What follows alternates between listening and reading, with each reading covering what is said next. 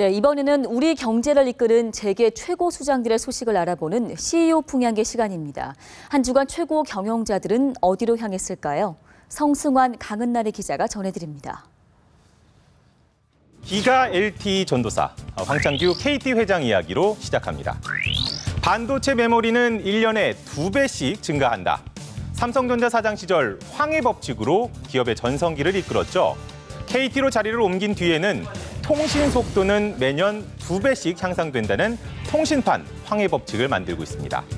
기존 LTE보다 15배 빠른 기가 LTE를 세계 최초로 상용화하면서 미래 먹거리 만들기에 나섰는데 최근엔 지리산 오지에 원격 화상회의 장비 같은 최첨단 정보통신 설비를 구축했습니다. 기가 창조 마을이 세계의 모든 마을이 본받고 싶어하는 스마트 마을이 될 것으로 저는 확신합니다. 황 회장은 지난해 전 직원의 10%인 7천여 명을 줄이는 아픔이 있었는데 올해 1분기 실적은 작년 동기보다 130% 넘게 올랐습니다.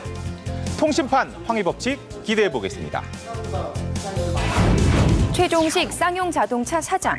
취임을 100일 막 넘겼는데 내년에 흑자 전환을 이루겠다고 선언했습니다. 40년 경력의 자동차 전문가로 현대차 재직 시절부터 해외통, 영업통으로 이름을 알렸죠. 최근 인기몰이 중인 소형 SUV 차량 티볼리에 큰 기대를 걸고 있는데요. 올 1월 출시된 티볼리 가솔린은 지금까지 2만 7천여 대가 팔렸고 유럽 시장 맞춤형 디젤 모델에 이어서 내년엔 롱바디 모델까지 출시할 예정입니다. 하여튼 16, 7만 대 이상을 해야 그래도 나름대로 이렇게 좀 그 손익면에서 어느 정도 턴어라운드 하면 턴어라운드 할까요? 내년에 해야 되지 않겠어요? 사실 티볼리 판매량은 쌍용차 해직 근로자의 복직 문제 해결에도 열쇠를 쥐고 있는데요. 티볼리 성공이 노사 화합과 쌍용차 부활의 단초가 되기를 기대합니다.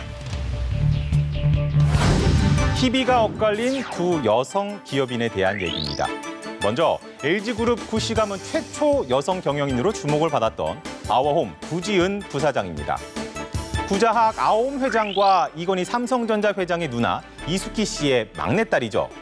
11년간 외식 사업을 지휘하다가 지난 2월에 부사장으로 승진해 후계자 수업을 받아왔는데 승진 반년도 채 안 돼서 구매 식재사업본부장 보직에서 해임이 됐습니다. 최근에 개인 SNS에 상당히 의미심장한 글을 올려서 인사와 관련한 불만을 표출하기도 했는데요. 이번 인사는 아버지 구자학 회장이 직접 단행한 것으로 알려졌습니다.